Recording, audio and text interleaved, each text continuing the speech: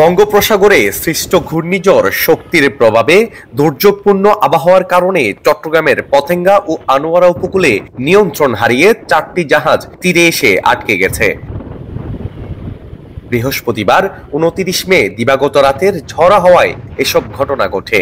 এতে কোনো হতাহতের খবর পাওয়া যায়নি, তবে জাহাজগুলো দেখতে ভিড় করছে উৎসুক জনতা।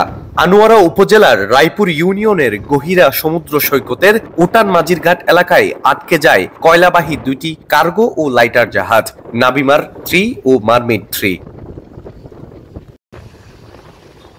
অন্যদিকে একই রাতে সাগরের জলোচ্ছ্বাসে চট্টগ্রাম নগরের পতেঙ্গা উপকূলে আটকে পড়েছে এমবি আল হেরাম ও বিএলপিজি সুফিয়া নামে আরো 2টি জাহাজ।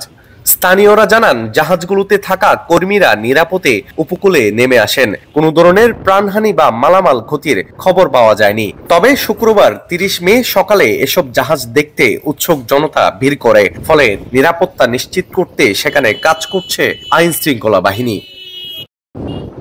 Desk news, Chattala 24।